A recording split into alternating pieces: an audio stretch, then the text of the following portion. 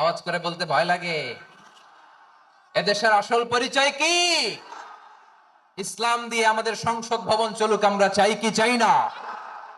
বঙ্গভবনে লা ইলাহা ইল্লাল্লাহর পতাকা উড়ুক, আমরা চাই কি চাই না? প্রতিটি জেলা অফিসে, ডিসি অফিসে লা ইলাহার পতাকা ঝুলুক, আমরা চাই কি চাই না? কারা কারা চাই হাত তুলে আল্লাহরে দেখায়।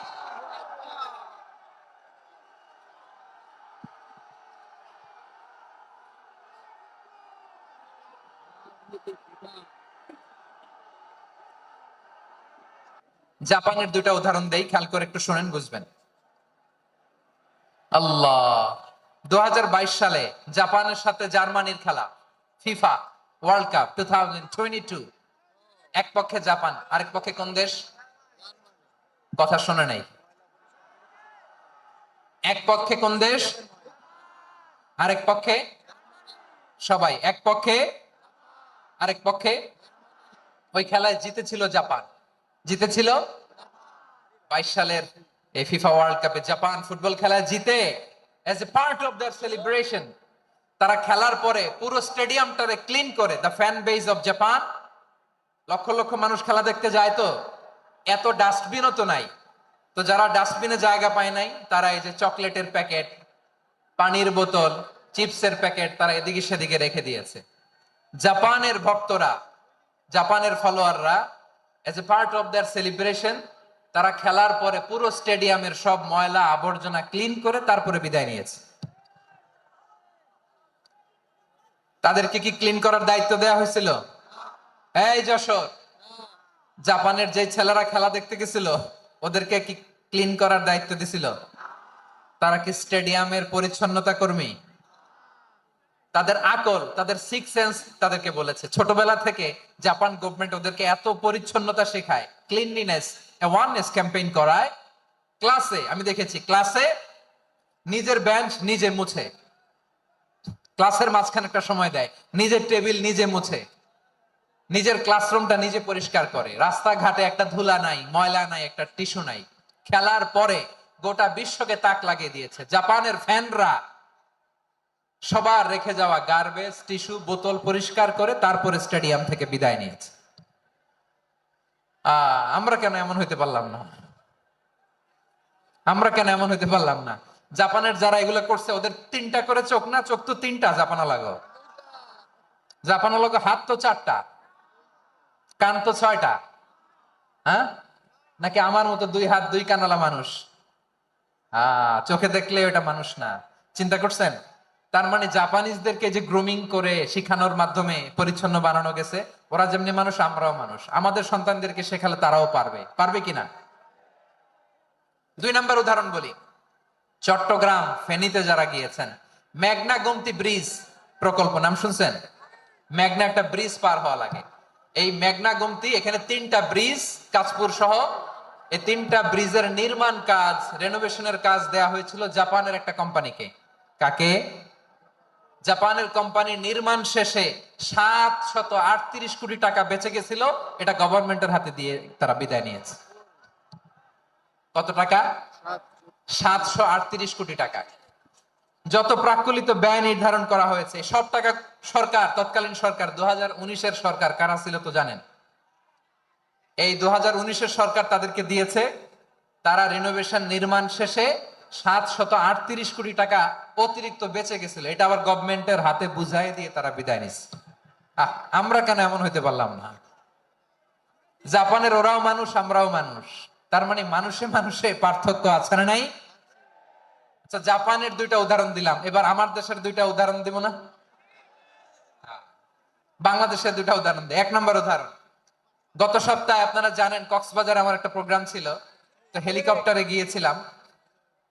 ফেনী জেলা যখন পার হচ্ছি, আমি দেখলাম তিনটা উইন্ড মিল। উইন্ড মিল ছিলেন তো? বিশাল পিলার, তিনটা চারটা পাখা থাকে। বায়ু বিদ্যুৎ কেন্দ্র, বাংলাদেশের প্রথম বায়ু বিদ্যুৎ কেন্দ্র এটা।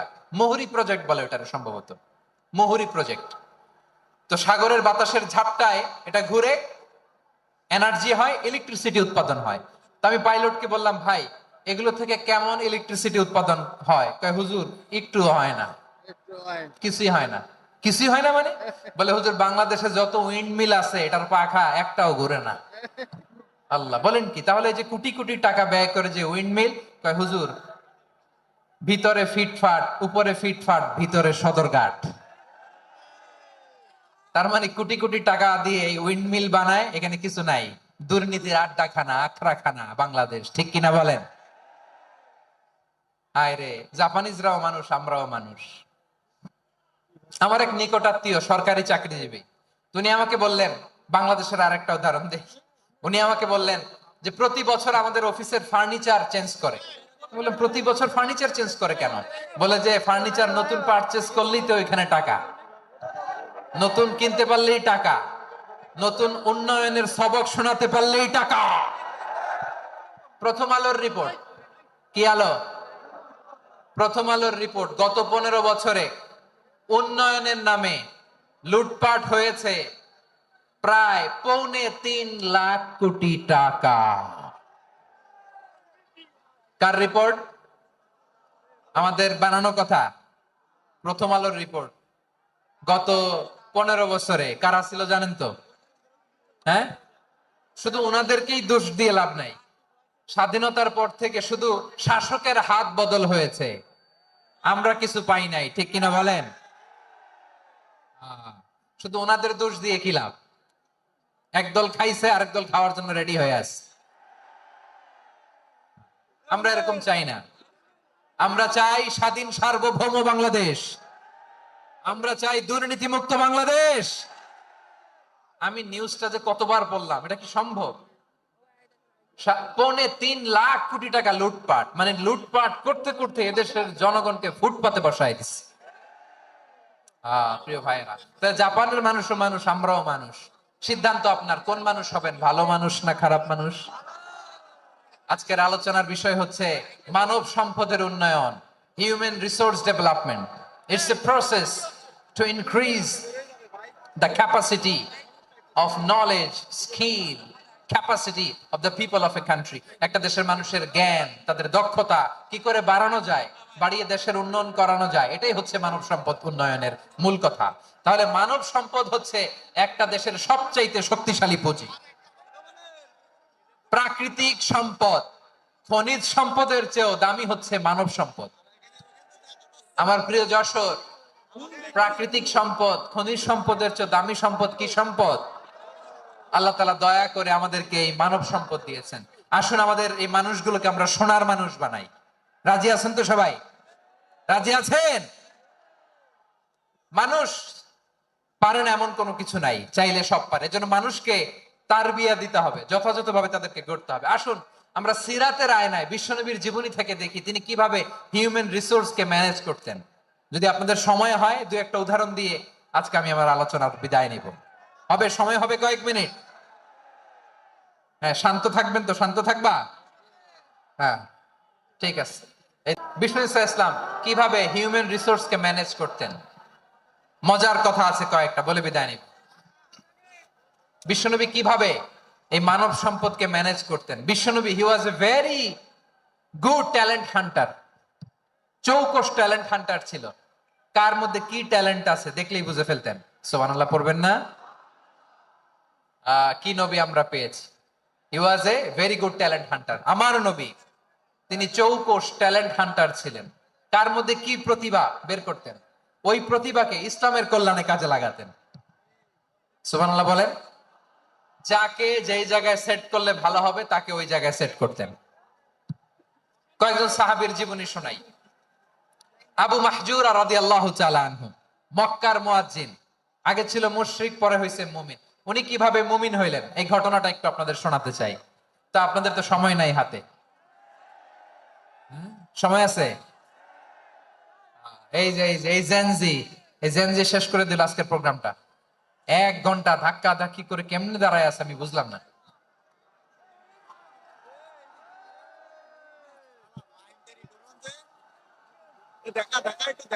না না, তাকবির না, তাকবির না, চুপ করতে হবে। What I need, you stop, just shut up, চুপ। হ্যাঁ, ঠিক আছে, এভাবে। আবু মাহজুরা রাদিয়াল্লাহু তাআলা আনহু, কিভাবে মুসলিম হলেন আওয়াজ করে শুনেন।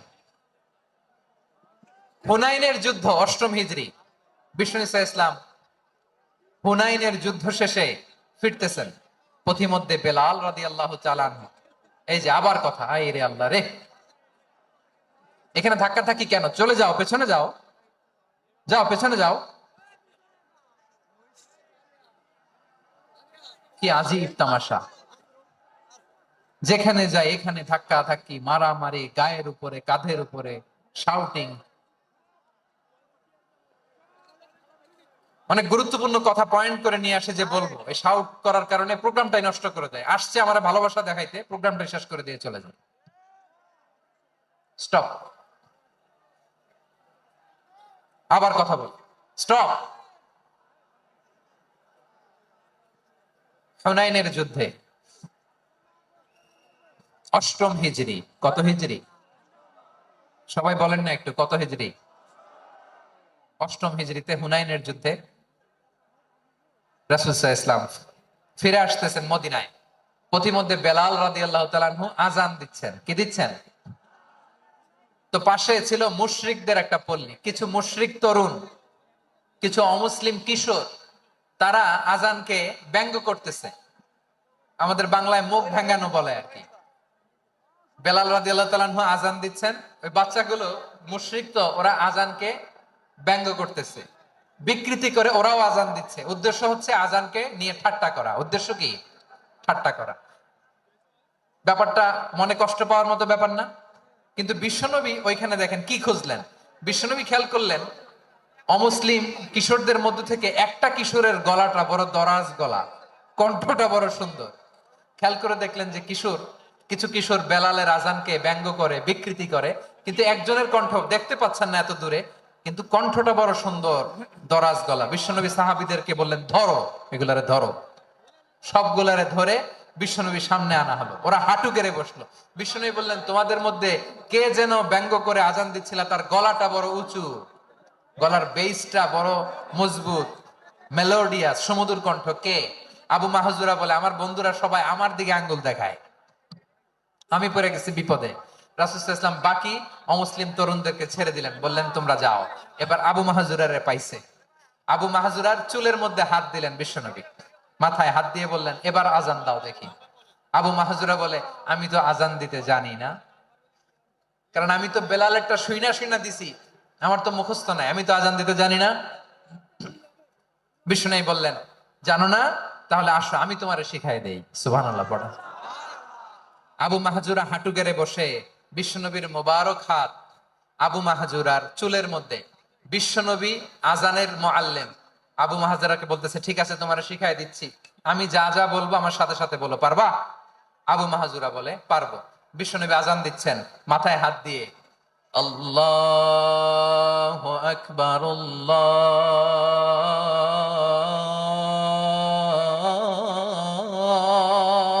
আকবার। আবু মাহাজুরা এই বাক্যটা পড়লেন। বিশ্বনবী দ্বিতীয় বাক্য পড়তে আরম্ভ করলেন, আল্লাহু আকবার,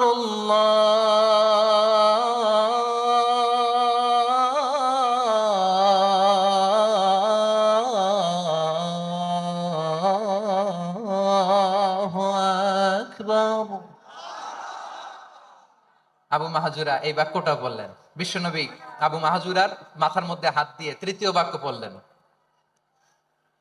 আশহাদু আল্লা ইলাহা ইল্লাল্লাহ।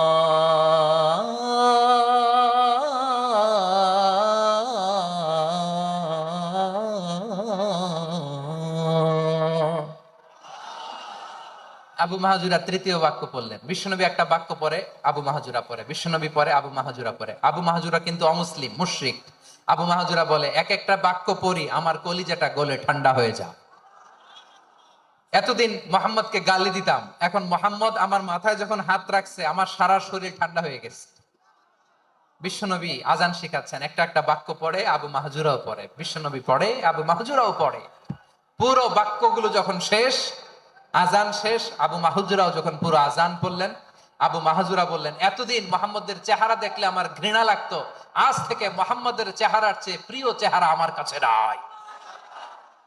আবু মাহজুরা বললেন, ও মুহাম্মদ, আজানের বাক্য তো আপনি আমারে শেখালেন, এখানেই শেষ করবেন না, আপনি আমারে পড়ায় দেন, লা ইলাহা ইল্লাল্লাহু মুহাম্মাদুর রাসূলুল্লাহ সাল্লাল্লাহু আলাইহি ওয়াসাল্লাম।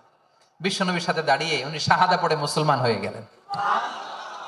এবার আবু মাহজুরা বলে, ইয়া রাসূলুল্লাহ, ইয়া হাবিবাল্লাহ, আমি মুমিন হয়েছি, মুসলমান হয়েছি, আপনার কাছ থেকে আজান শিখার সৌভাগ্য আমি লাভ করেছি গো নবী।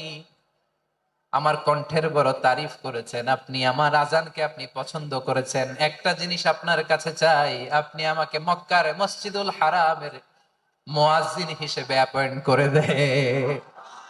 বিষ্ণু ঈসা ইসলাম বললেন, যাও আবু মাহজুরা, আমি তোমাকে পৃথিবীর শ্রেষ্ঠতম মসজিদ মক্কার মসজিদুল হারামের মুয়াজ্জিন হিসেবে অ্যাপয়েন্ট করে দিলাম। দেখছেন কিভাবে ট্যালেন্ট হান্টিং করতে হয়, কিভাবে হিউম্যান রিসোর্স মানব সম্পদকে ব্যবহার করতে হয়। আসছিল আজানকে ভেঙ্গাইতে, আসছিল কেন?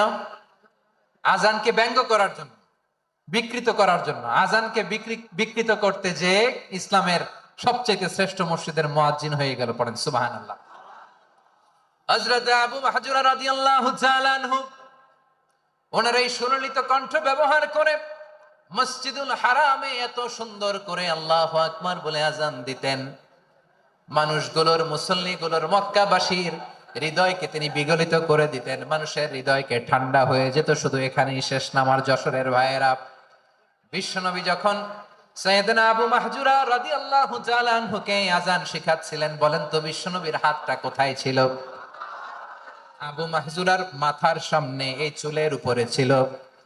আবু মাহজুরা ওই স্মৃতিটাকে ধারণ করবার জন্য, ওই স্মৃতিকে বহন করার জন্য বিশ্বনবীর মোবারক হাত আবু মাহজুরার কপালের চুলের যেই জায়গায় লেগেছে, মৃত্যুর আগের দিন পর্যন্ত আবু মাহজুরা মাথার ওই চুলে কোনোদিন ছুরি আর কামার লাগায় না, সেখানে কেচি লাগায় নাই, চুলের মধ্যে খুর লাগায় নাই। আবু মাহজুরা ডান দিকের চুল কাটতো, বাম দিকের চুল কাটতো, পেছনের চুল কাটতো, সামনের চুল কাটতো না। আবু মাহজুরা রাদিয়াল্লাহু তাআলা আনহুর সামনের চুলগুলো বড় হতে হতে যখন এত বড় হয়ে যায়, তিনি চুলগুলো পেঁচিয়ে মাথার মধ্যে রাখতেন, তারপরে তিনি পাগড়ি পরতেন। সবাই জিজ্ঞেস করতো, আবু মাহজুরা, এটা আবার কেমন স্টাইল? দেখতে তোমারে কি বিদঘুটে লাগে? কেমন অড লাগে, কেমন খারাপ দেখা যায়। মক্কায় এমন কোন মানুষ তো দেখি নাই, ডানে চুল কাটে, বায়ে চুল কাটে, পেছনে চুল কাটে, সামনে কাটে না। ওরে আবু মাহজুরা, কেমন দেখা যায় তোমারে? তুমি সামনের চুল কাটো না কেন? আবু মাহজুরা বলে, আমি হাঁটু গেড়ে পেয়ারা নবীর সামনে বসেছিলাম, আমার এই মাথার চুলের মধ্যে মুবারক হাত লাগিয়ে বিশ্বনবী নিজে আমাকে আজানের প্রতিটা বাক্য শিক্ষা দিয়েছেন। বিশ্বনবীর মোবারক হাত, পবিত্র হাত আমার মাথার চুলের যে জায়গায় লেগেছে, আমি চাই ওই চুলগুলা নিয়ে আমি আমার কবরের ভিতরে যাব। সাইয়েদনা আবু মাহজুরা রাদিয়াল্লাহু তাআলা আনহু ইন্তেকালের আগের পর্যন্ত মাথার সামনের চুলগুলা কাটে নাই। মাথার সামনের চুল তিনি কাটেন নাই। সুবহানাল্লাহি বিহামদি। কেমন ভালোবাসতেন বিশ্বনবী সাহাবীদেরকে, সাহাবারা কেমন ভালোবাসতেন বিশ্বনবীকে। সামনের চুলগুলো বড় হতে হতে এত বড় ছিল, পেঁচিয়ে রেখে পাগড়ি পরতেন, কাটতেন না। নবীর হাত লেগেছিল। সুবহানাল্লাহ পড়ে। তাহলে what is the lesson? Moral of the story কি? মোরাল অফ দ্য স্টোরি হচ্ছে, আসছিল আজানকে ব্যঙ্গ করার জন্য, বিকৃত করার জন্য, হয়ে গেল মসজিদুল হারামের মুয়াজ্জিন। দেখেন বিশ্বনবী একটা খারাপ সিচুয়েশনের মধ্যে থেকে কি ভালো জিনিস বের করে আনলেন। আমি যে শুরুতে বলেছি কিভাবে তিনি হিউম্যান রিসোর্সকে ডেভেলপ করেছেন, ম্যানেজ করেছেন। তিনি যে চৌকস ট্যালেন্ট হান্টার ছিল, দেখেন সবার মধ্যে থেকে এর বাছাই করে মুয়াজ্জিন বানাই দিয়েছেন। সুবহানাল্লাহ পড়েন। তার মানে এই না সবাইরে ধরে ধরে উনি মুয়াজ্জিন বানাইছেন। যার যেই ট্যালেন্ট আছে তাকে ওই কাজে অ্যাসাইন করেছেন। যার যেই প্রতিভা আছে তার প্রতিভাকে ইসলামের কাজে লাগিয়েছেন। সুবহানাল্লাহ পড়েন। যায়েদ বিন সাবিত রাদিয়াল্লাহু তাআলা আনহু নাম শুনেছেন? যশোর কথা বেরোয় না। যদি জায়গায় সালমান খানের নাম শুনছেন, সবাই হাত তুলবে, জি হুজুর শুনছি, মানে সব দেখা শেষ। সালমান খান, আমির খান, অমুক খান, সব খান মুখস্থ, কিন্তু জায়েদ বিন সাবেতের নাম মুখস্থ নাই মুসলমানদের। যেই সাহাবী মাথা সামনের চুল কাটে নাই, মসজিদুল হারামের মুয়াজ্জিন বানাইছেন বিশ্বনবী, ওই সাহাবীর নাম কি? খায়া ফেলাইছে, স্লোগানের সাথে খায়া ফেলাইছে। আবু মাহজুরা, কি নাম? আবু মাহজুরা আল জুমাহি রাদিয়াল্লাহু তাআলা আনহু। এই নামটা আজকে নিয়ে যাইতে হবে যশোর। আবু মাহজুরা রাদিয়াল্লাহু তাআলা আনহু। দুই নম্বরে বলছিলাম যায়েদ বিন সাবিত রাদিয়াল্লাহু তাআলা আনহু। বিশ্বনবী দেখলেন মদিনার এই আনসারী সাহাবী হাইলি ট্যালেন্টেড, ইন্টেলেকচুয়াল, মেরিটোরিয়াস, জ্ঞানের প্রতি তার আকর্ষণ, মারাত্মক আকর্ষণ। বিশ্বনবী তাকে দায়িত্ব দিলেন, কোরআন যা নাজিল হয় তুমি লিখো, কাতিবুল ওহী বানায় দিলেন। সুবহানাল্লাহ। যায়েদ বিন সাবিতরে আবার আজান শিখান নাই, কারণ তার মধ্যে বিশ্বনবী প্রতিভা দেখেছেন, একাডেমিক প্রতিভা। বিশ্বনবীর একাডেমিক প্রজেক্ট গুলো তিনি হ্যান্ডেল করতেন। যায়েদ বিন সাবিত ছিল বিশ্বনবীর ব্যক্তিগত সচিব। কি ছিল? ব্যক্তিগত সচিব, বোঝেন নাই? বিশ্বনবীর ব্যক্তিগত সচিব এবং দোভাষী। ইহুদিরা কিছু লিখে দিলে এটার অর্থ বিশ্বনবীরে বুঝায় দিতেন, আবার ইহুদিদের কাছে কিছু লিখতে হলে তিনি লিখে দিতেন। বিশ্বনবী একদিন বললেন, ইন্নী ওয়াল্লাহি মা আমানু ইয়াহুদা আলা কিতাব। ইহুদিরা যে চিঠি পাঠায় অর্থ তো বুঝি না, আরেক ইহুদি আইনে অর্থ করা লাগে। আবার ইহুদিদের কাছে কিছু লিখে পাঠাইতে চাইলে আমরা তো লিখতে পারি না, ইহুদিরে দিয়ে লেখা লাগে। ওরা যে পয়রা শোনায় লিখে দেয়, আমি ওদের বিশ্বাস করি না। আমার নিজের একজন লোক দরকার। বিশ্বনবী এই যায়েদ বিন সাবিতকে চুজ করলেন ল্যাঙ্গুয়েজের জন্য। উনি বললেন, যায়েদ, তোমার সফট স্কিলকে ডেভেলপ করতে হবে, তুমি হিব্রু ল্যাঙ্গুয়েজ শিখে ফেলো। যায়েদ বিন সাবিত বলল, বিশ্বনবীর মোটিভেশন আর ইন্সপিরেশন পেয়ে আমি 15 দিনে ইহুদিদের এই হিব্রু ল্যাঙ্গুয়েজ শিখে ফেললাম। শুধু শিখে ফেললাম না, হাত্তা হাদিকতু, even I became master in the language. এই ভাষা আমি পারদর্শী হয়ে গেলাম।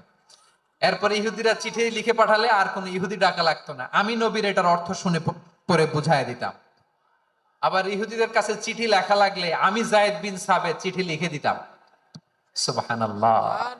দেখেন, এত সাহাবীর মধ্য থেকে বিশ্বনবীর একাডেমিক প্রজেক্ট, ব্যক্তিগত সচিব, দোভাষী হিসেবে তিনি যায়েদ বিন সাবিতের মতো তরুণকে নির্বাচিত করেছেন। কেমন ট্যালেন্ট হান্টার ছিল আমার নবী! সুবহানাল্লাহ পড়বেন না? বিশ্বনবীর ইন্তেকালের পরে সাইয়েদনা আবু বকর রাদিয়াল্লাহু তাআলা আনহু যখন খলিফা হয়ে আসলেন, কোরআনকে সংকলনের দায়িত্ব দেয়া লাগবে, কোন সাহাবীকে দিবেন? সব সাহাবারা মিলে পরামর্শ করলেন। সাইয়েদনা আবু বকর, ওমর সবাই মিলে এই বিশাল কোরআন সংকলনের গুরু দায়িত্ব বিশ্বনবীর ব্যক্তিগত সচিব, বিশ্বনবীর দোভাষী, বিশ্বনবীর সিলেক্ট করাই লোক যায়েদ ইবনে সাবিত রাদিয়াল্লাহু তাআলা আনহুকে দিয়েছে। কোরআনের কপি তো আজকে এখানে রাখে নাই। এই যে আজকের যে কোরআন পড়েন, এটা আগে এরকম ছিল না। কোরআন নাজিল হলে সাহাবারা চামড়ার, ওটের চামড়ায় লিখে ফেলতো, ওটের চ্যাপ্টা হাড্ডির মধ্যে লিখে ফেলতো, গাছের গুড়ির মধ্যে লিখে ফেলতো, বিভিন্ন জনের কাছে ছড়ানো ছিটানো ছিল। আবু বকর রাদিয়াল্লাহু তাআলা আনহু একসাথে করলেন, পরবর্তীতে উসমান রাদিয়াল্লাহু তাআলা আনহু একসাথে করলেন। 114 সূরার এখন এই মুসহাফ, এই কম্পাইলেশন, এই কপি আমরা পেয়েছি, যার হিউজ কন্ট্রিবিউশন ছিল। এই পুরো কোরআন কম্পাইলেশনের প্রজেক্ট ম্যানেজার ছিল যায়েদ বিন সাবিত রাদিয়াল্লাহু তাআলা। কোরআন কম্পাইলেশনের প্রজেক্ট ম্যানেজার। দেখেন, ওনারে মাথায় হাত দিয়ে আজান শিখায় নাই। সুবহানাল্লাহ কইবেন না? তাহলে প্রথম সাহাবী আবু মাহজুরাকে মুয়াজ্জিন বানাইলেন, যায়েদ বিন সাবিতকে ব্যক্তিগত সচিব আর দোভাষী বানালেন, মুসআব ইবনে উমাইর রাদিয়াল্লাহু তাআলা আনহুকে ইসলামের প্রথম অ্যাম্বাসেডর বানালেন। তাহলে তৃতীয় নাম্বার একজন সাহাবীর নাম বলছি, মুসআব ইবনে উমাইর। মুসআব, কি নাম? নামটা কেমন লাগে? এই কয়েকজনের ভাল লাগে, বাকিদের ভাল লাগে না? ভাল লাগে? এই এই আর কয়েকটা মিনিট দেওয়া যাবে না আমাকে আল্লাহর রাস্তে? হ্যাঁ, ঠিক আছে।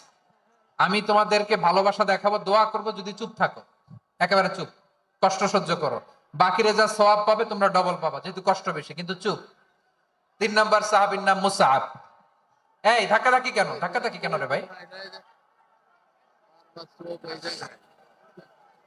না না না, এরকম হইলে আসবো না যশোর, আমি আর আসবো না। হয় পিছনে চলে যাও, নাহলে চুপ, ধাক্কাধাক্কি নেই। 3 নম্বর সাহাবীর নাম মুসআব। কি নাম? He was the first ambassador in Islam. ইসলামের প্রথম ডিপ্লোমাট, প্রথম কূটনৈতিক, ইসলামের প্রথম কূটনৈতিক, ইসলামের প্রথম ডিপ্লোমাট, প্রথম অ্যাম্বাসেডর মুসআব ইবনে উমাইর। মক্কার তরুণ যুবক, উনি পারফিউম লাগাইলে মানুষ দেখলেই বুঝতো এটা মুসআব লাগাইছে।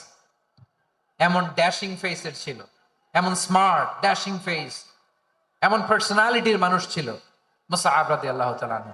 কারণ যিনি ইসলামের স্পোকম্যান হবেন, মুখপাত্র হবেন, তার স্মার্ট হওয়ার দরকার আছে না নেই? আকাবার প্রথম শপথ যখন হলো, তাদের সাথে বিষ্ণু ঈসা ইসলাম মদিনাতে একজন মুখপাত্র পাঠালেন, ডিপ্লোমাটকে পাঠালেন, অ্যাম্বাসেডর অফ ইসলাম। তিনি হচ্ছেন মুসআব ইবনে উমাইর। পড়েন সুবহানাল্লাহ। বিশ্বনবী দেখলেন সে অনেক স্মার্ট, তার ডেডিকেশন আছে, সিনসিয়ারিটি আছে, এবং মদিনায় যে আউস খাজরাজ গোত্রের নেতাদের সাথে ডিল করতে হবে, ইহুদিদের সাথে ডিল করতে হবে, ওখানে একজন পাক্কা জানু খেলোয়াড়ের দরকার আছে না নাই? মুসআব ইবনে উমাইর রাদিয়াল্লাহু তাআলা আনহু, ওনাকে বিষ্ণু ঈসা ইসলাম চুজ করলেন।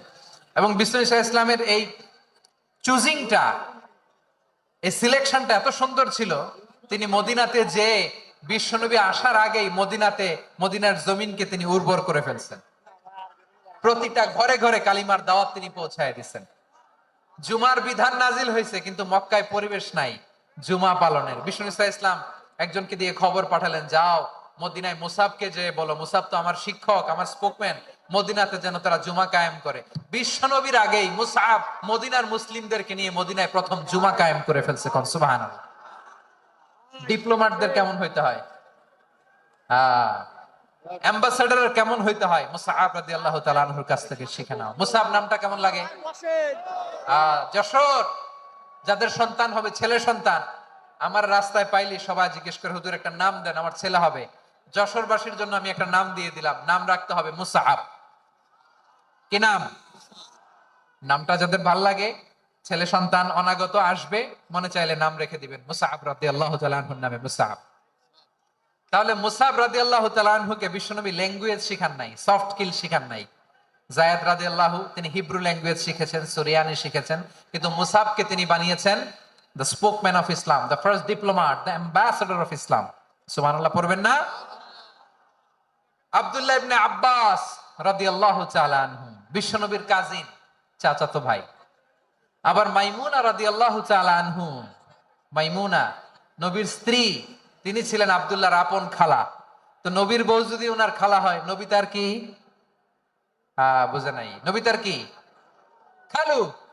তাহলে সম্পর্ক অনেক গভীর, কাজিন আবার খালু। ছোট্ট মানুষ, তাই রাতে মাঝে মাঝে ঘরে থাকতো। বিশ্বনবী দেখলেন আব্দুল্লাহ যেহেতু আমার ঘরে ঢুকতে পারে, আব্দুল্লাহরে এই উম্মতের বড় শিক্ষাবিদ বানাইতে হবে। কথা বোঝে নাই? আব্দুল্লাহকে কি বানাইতে হবে? শিক্ষাবিদ, এডুকেটর অফ দিস উম্মাহ, এই উম্মার শিক্ষাবিদ বানাইতে হবে। তাই আব্দুল্লাহ ইবনে আব্বাসকে বিশ্বনবী হাতে কলমে শিক্ষা দিয়েছেন।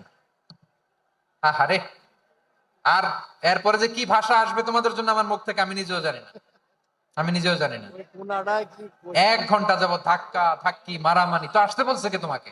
পেছনে চলে যাও, জায়গা না পেলে। পুরো প্রোগ্রামটাই নষ্ট করে দিন।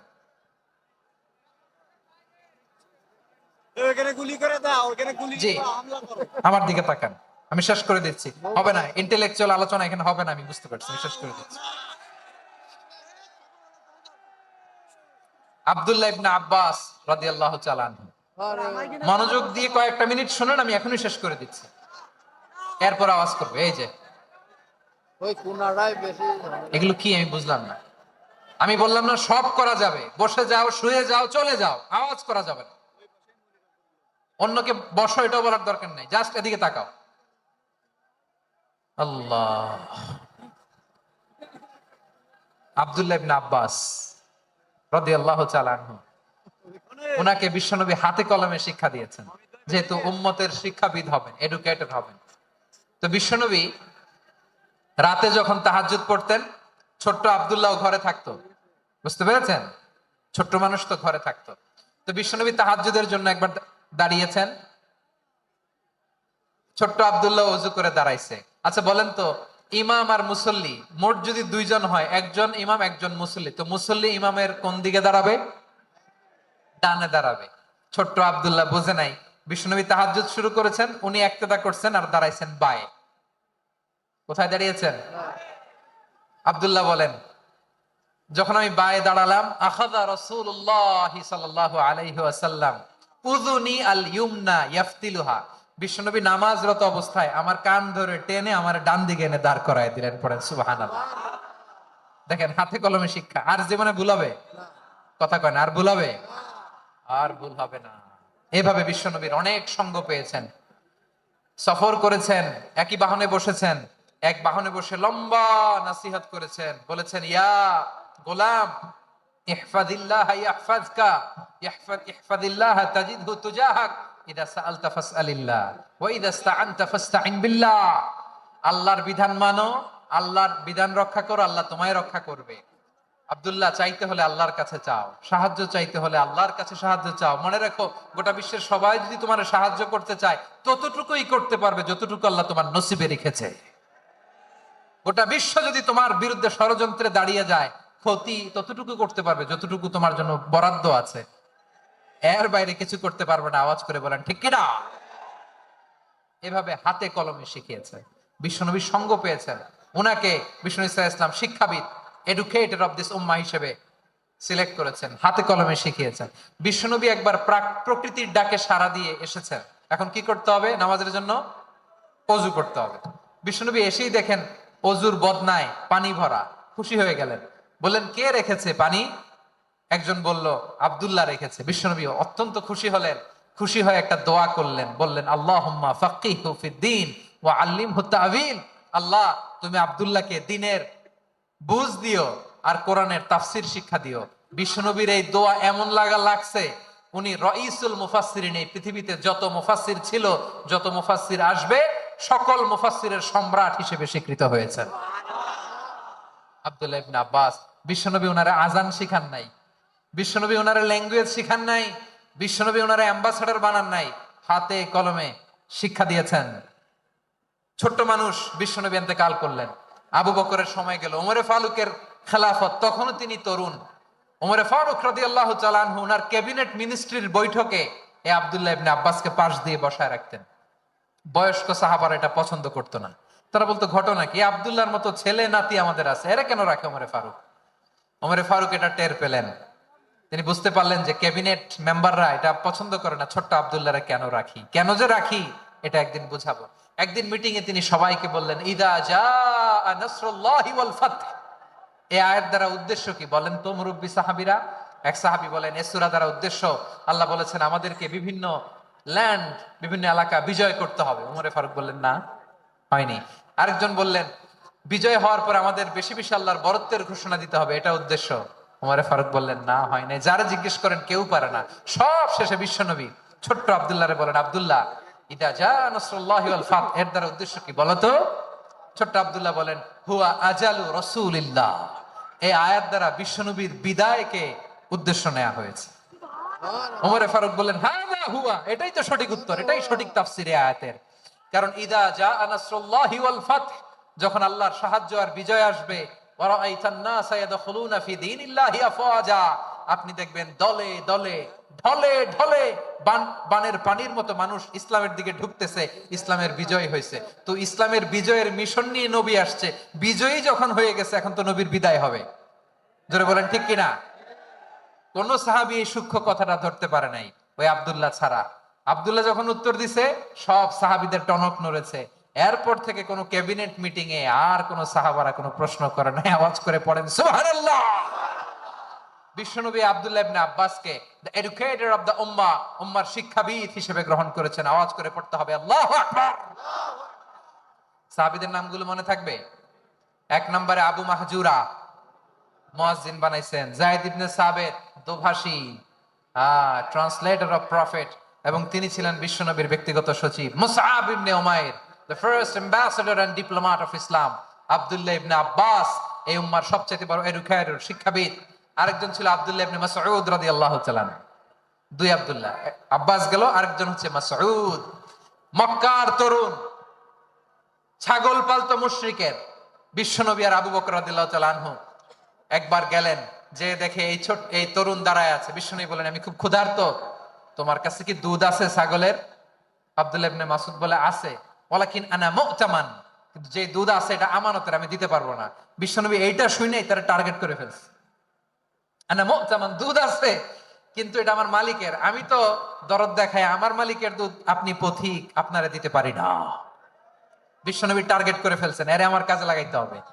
বিশ্বনবী বললেন, আচ্ছা ঠিক আছে, দুধ দিও না, কিন্তু এমন ছাগি আছে কিনা যেই ছাগির সাথে কোনো ছাগলের মিলন হয় নাই, তার ওলানে দুধও আসে নাই, বাচ্চাও নাই, এরকম ছাগির থেকে যদি আমি দুধ খাই তাহলে তো সমস্যা নাই।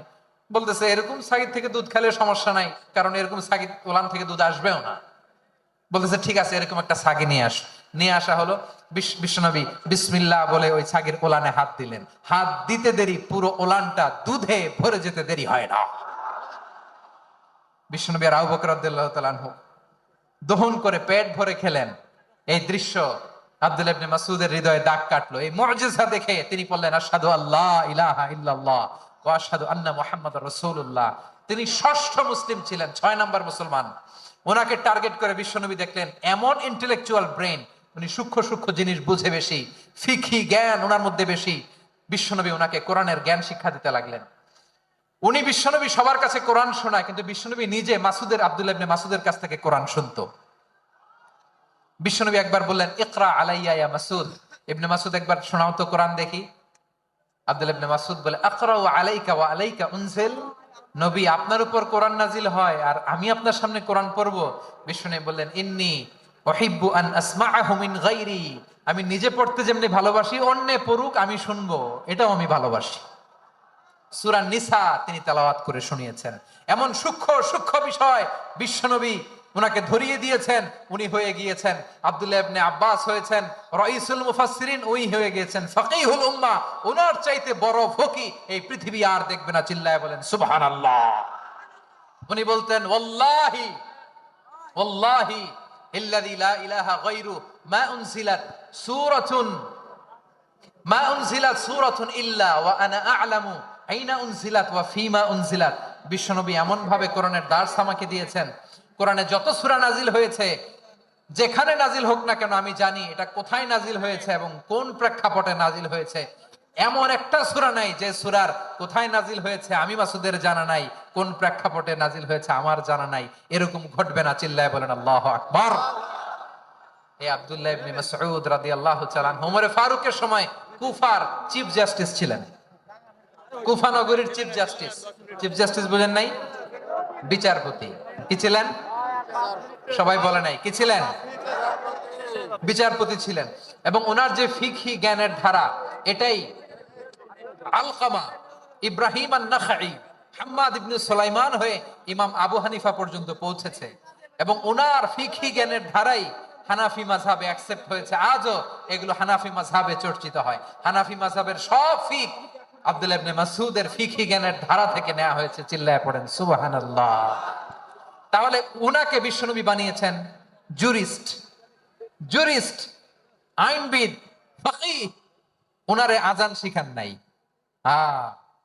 হিউম্যান রিসোর্স ডেভেলপমেন্ট কিভাবে করবেন, মানব সম্পদের উন্নয়ন কিভাবে করতে হয়, কিভাবে যার যেখানে প্রতিভা কাজে লাগাতে হয় উনি দেখিয়েছেন। সুবহানাল্লাহ পড়বেন না? খালিদ বিন ওয়ালিদ নাম শুনছেন? কে কে শোনেন নাই হাত তোলেন। কি ছিলেন? বীর যোদ্ধা। বীর যোদ্ধা ছিলেন খালিদ বিন ওয়ালিদ। কিন্তু তিনি ইসলাম ধর্ম গ্রহণ করেছেন অনেক দেরিতে, 8ম হিজরিতে। তার মানে 8ম হিজরির আগে উনি মুশরিকদের পক্ষে লড়াই করেছেন। ওনার হাতে কত মুসলিম সাহাবী যে নিহত হয়েছে হিসাব নাই। বিশ্বনবী টার্গেট করে রাখছে, তুমি আমাদের মুসলিমদের এত ক্ষতি করলা, তুমি যখন মুসলমান হবা তোমার দিয়ে আমি এমন কাম করামু যে এটা আর কেউ করতে পারবে না। সুবহানাল্লাহ নাই? যশোর ক্লান্ত হয়ে গেছে।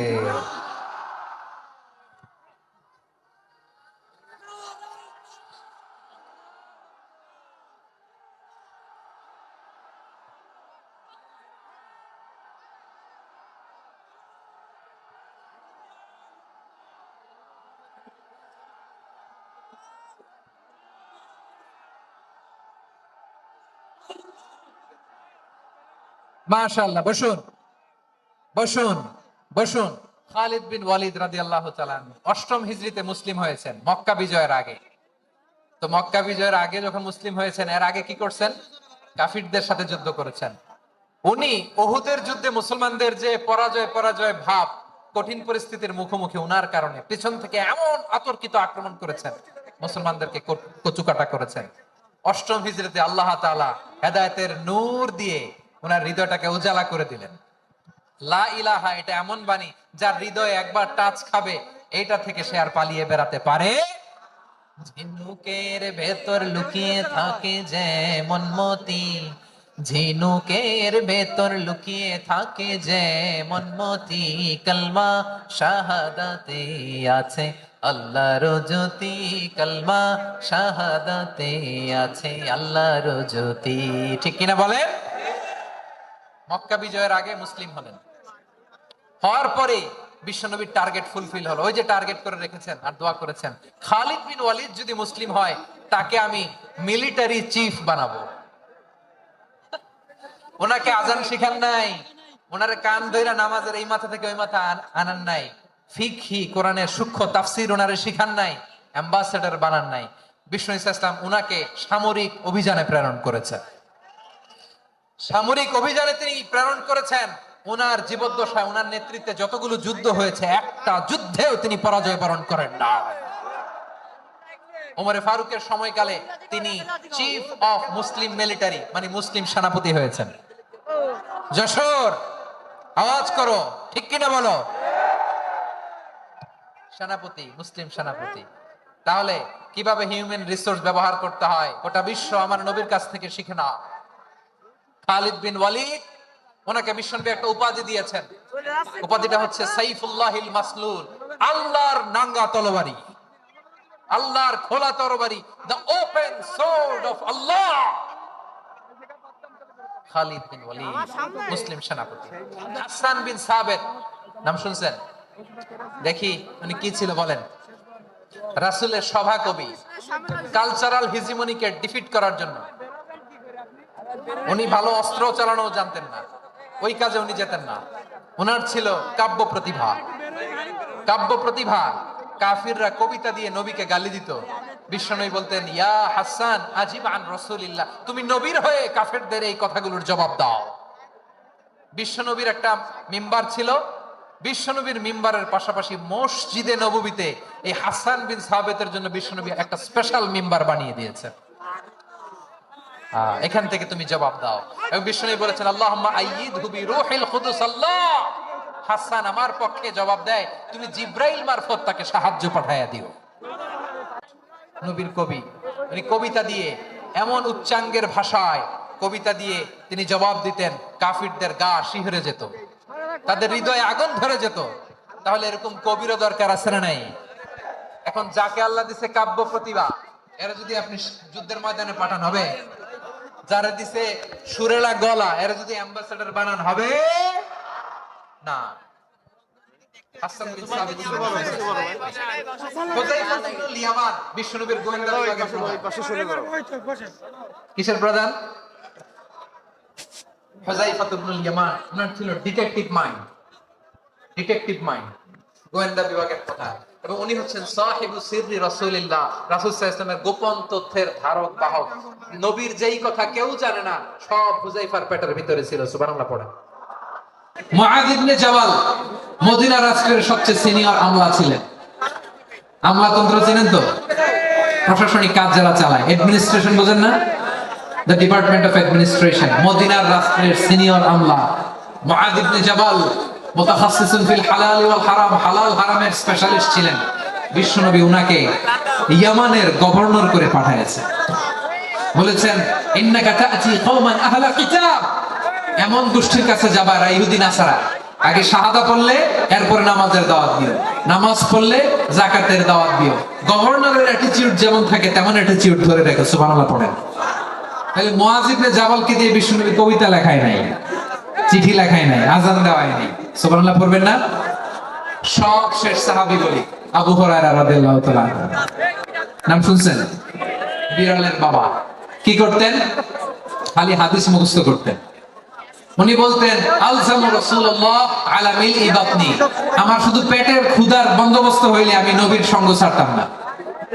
আমার আনসার সাহাবারা ক্ষেত খামারের কাজ করত, আমার মুহাজির সাহাবারা ব্যবসা করত, আর আমি নবীর সাথে সাথে থাকতাম। শুধু সকাল বিকাল দুই বেলা যদি আমার খাবারের বন্দোবস্ত হয়, আমি আর নবীর লক ছাড়ি না। সুবহানাল্লাহ কইবেন না? 5374টা হাদিস তিনি বর্ণনা করেছেন। সবচেয়ে বেশি হাদিস বর্ণনাকারী সাহাবী। হাদিস প্রিজার্ভেশনের কাজে বিশ্বনবী ওনাকে কাজে লাগিয়েছেন। উনি একদিন বলেন, ইয়া রাসূলুল্লাহ আসমা'ু মিনকা কাসীরান ফালা আহফাজু, নবী অনেক কথা শুনি আমার মনে থাকে না। বিষ্ণু বললেন, তাই তুবসুত রিদাক, তোমার চাদরটা বিছাও। আবু হুরায়রা বিছালেন, বিশ্বনবী হাত বুলায় দিলেন, এরপর অনেক হাদিস বর্ণনা করলেন। আবু হুরায়রা বলে, তারপর থেকে বিশ্বনবী যাই বর্ণনা করে আমি শুনি আর একটাও ভুলি না। এখন সুবহানাল্লাহ। বিশ্বনবী ওনাকে হাদিস প্রিজার্ভেশন, নবীর এই যে লক্ষ্য হাদিস প্রিজার্ভেশনের এই দায়িত্ব দিয়েছেন সাইয়েদনা আবু হুরায়রা রাদিয়াল্লাহু তাআলা আনহু। প্রিয় ভাইরা, তাহলে 10 জন সাহাবীর কথা যে বললাম, আপনারা কি খেয়াল করেছেন কত বড় ট্যালেন্ট হান্টার, চৌকস ট্যালেন্ট হান্টার ছিল আমার নবী। এক একজনের এক এক ট্যালেন্ট, এক এক কাজে অ্যাসাইন করেছেন, এক একজনকে এক এক দায়িত্ব দিয়েছেন, এক একজনের প্রতিভাকে এক এক ভাবে বিকশিত হওয়ার সুযোগ দিয়েছেন। আওয়াজ করে বলেন ঠিক কি না?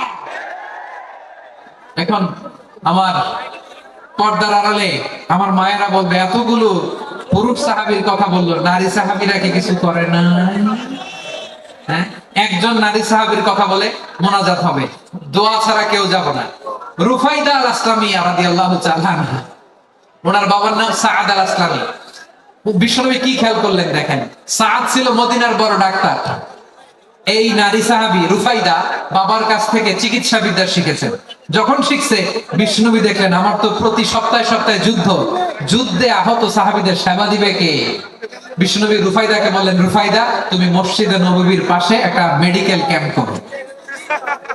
এই যে সাকিনা আদ্দিন মেডিকেলের আমার ছাত্রী বন্ধুরা, শুনে রাখো, তোমাদের আইকন হচ্ছে রুফাইদা আল আসলামিয়া। বিশ্বনবীর ডিরেকশন অনুযায়ী তিনি মসজিদে নববীর পাশে একটা মেডিকেল ক্যাম্প করলেন এবং আহত সাহাবাদের চিকিৎসা উনি ওনার টিম নিয়ে দিতেন। বিশ্বনবীর পরামর্শে উনি আনসারী এবং মুহাজির মহিলা সাহাবীদেরকে নিয়ে একটা স্পেশাল মেডিকেল টিম গঠন করলেন। খায়বার যুদ্ধে 7ম হিজরিতে যখন বিশ্বনবী যায়, উনি ওনার টিম নিয়ে আসলেন, বললেন, ইয়া রাসূলুল্লাহ, আমরা তো তলোয়ার চালাতে পারি না, আমরা তো তীর মারতে পারি না, আপনি যদি অনুমতি দেন খায়বার অভিযানে আমি আমার টিম নিয়ে মেডিকেল টিমের সেবাটা সার্ভিসটা দিতে চাই। পড়েন সুবহানাল্লাহ। বিশ্বনবী অনুমতি দিলেন। যুদ্ধ সাহাবীদের সাথে রুফাইদা আল আসলামিয়া উনিও মেডিকেল টিম নিয়ে অগ্রসর হলেন। খায়বারের প্রতিটা আহত ইনজুর্ড সাহাবী যারা ইনজুরির শিকার হয়েছেন, সবাই রুফাইদা আল আসলামিয়ার মেডিকেল ক্যাম্প থেকে চিকিৎসা সহায়তা পেয়েছেন। সুবহানাল্লাহ। দেখেন কিভাবে বিশ্বনবী ট্যালেন্ট বাছাই করতেন। আপনি অবাক হবেন, বাহরাইনের মেডিকেল ইউনিভার্সিটিতে রুফাইদা আল আসলামিয়া মেডিকেল প্রাইজ অ্যাওয়ার্ড প্রতি বছর দেয়া হয়। যদি 8 দিনের এই মেডিকেল আমার বোনেরা যদি জেনে থাকো জানো, না হলে নতুন করে জানো, সার্চ দিও রুফাইদা আল আসলামিয়া মেডিকেল অ্যাওয়ার্ড বাহরাইনের ইউনিভার্সিটিতে দেয়া হয়। প্রিয় ভাইরা, তাহলে আলোচনার সামারি আমরা করি। বিশ্বনবী যার যেখানে ট্যালেন্ট তাকে ওইখানে কাজে লাগাতেন। আওয়াজ করে বলেন ঠিক কিনা? এবারে একটা ইন্টারভিউ হবে, আওয়াজ করে বলেন, আবু মাহজুরাকে বিশ্বনবী কি বানাইছেন? হ্যাঁ, ভুলে গেছেন? সামনের চুলে হাত দিয়ে বিশ্বনবী কি সুন্দর গলায় আজান শিখালেন। মুয়াজ্জিন যায়েদ বিন সাবিতকে একাডেমিক প্রজেক্টের দায়িত্ব দিয়েছেন। তিনি ছিলেন বিশ্বনবীর দোভাষী ব্যক্তিগত সচিব। Musab ibn Umair, the first ambassador of Islam. Abdullah ibn Abbas, উম্মার বড় শিক্ষাবিদ মুফাসসির। আব্দুল্লাহ ইবনে মাসউদ ছিলেন জুরিস্ট। কি ছিলেন? জুরিস্ট ছিলেন, এই উম্মার সবচেয়ে বড় জুরিস্ট। খালিদ বিন ওয়ালিদ সেনাপ্রধান। হাসান বিন সাবিত ছিলেন বিশ্বনবীর সভাকবি।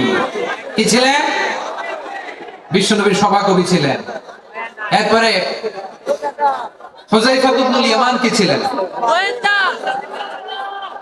গোয়েন্দা বিভাগের প্রধান। মুআয ইবনে জাবাল কি ছিলেন? সিনিয়র আমলা, ইয়ামানের গভর্নর। আবু হুরায়রা রাদিয়াল্লাহু তাআলা আনহু হাদিস প্রিজার্ভেশনের কাজ করেছেন। আর আমাদের রুফাইদা আল আসলামিয়া রাদিয়াল্লাহু তাআলা আনহা কি ছিলেন? নার্স ছিলেন। নার্স হয়ে মেডিকেল সেবা দিয়েছেন। প্রিয় ভাইয়া, পুরো আলোচনার যদি সামারি করি তাহলে বিশ্বনবী যেভাবে হিউম্যান রিসোর্সকে ম্যানেজ করেছেন, যার যেখানে প্রতিভা কাজে লাগিয়েছেন, আমরাও যদি করি আমাদের বাংলাদেশের চিত্র আমরা পাল্টে দিতে পারবো। আমরা শুরুতে শুনেছি মানুষের আছে অসীম সম্ভাবনা, প্রতিটা মানুষ অনন্য, যত্ন নিলে, যথাযথ পরিচর্যা করলে মানুষ বিশ্ব জয় করতে পারে, ঠিক কিনা? আমাদের হাফেজে কোরআনের সামনে দাঁড়াতে পারে এমন কোন হাফেজে কোরআন আল্লাহর জমিনে জন্ম হয় না। গোটা বিশ্ব কাঁপিয়ে তারা সেরা, আমাদের ক্রিকেটাররা সেরা, আমাদের তৈরি পোশাক শিল্প সেরা। এরকম অনেক অনেক সেরা জিনিস আছে, আমরা এগুলোর নার্চারিং করতে পারিনি, পরিচর্যা করতে পারিনি, সঠিক তারবিয়াতের অভাব। তাহলে মানুষের অসীম সম্ভাবনাকে কাজে লাগাতে হবে, ঠিক কিনা বলেন? ইউনুস গভর্নমেন্টকে আমি বলবো, অল্প সময়ের জন্য আপনারা এসেছেন, সংস্কারও করতে হবে, আবার নির্বাচনও করতে হবে। সব সংস্কার হতে করতে পারবেন না, যতটুকু পারবেন এর মধ্যে আমাদের যে হিউজ ম্যান পাওয়ার, আমাদের যে মানব সম্পদ, হিউম্যান রিসোর্স, এটাকে ডেভেলপ করে আপনাদের যেতে হবে। যেটা পারবেন না সেটাকে পরবর্তী নির্বাচিত গভর্নমেন্টের কাছে রেখে যেতে হবে, যে তারা যেন করে, তাদের কাছে আপনারা এটা রেখে যান। তাহলে মানুষ চাইলে বিশ্ব জয় করতে পারে। আর মানুষকে হারাতে পারে কেউ? জোরে বলো যশোর, মানুষকে হারাতে পারে কেউ?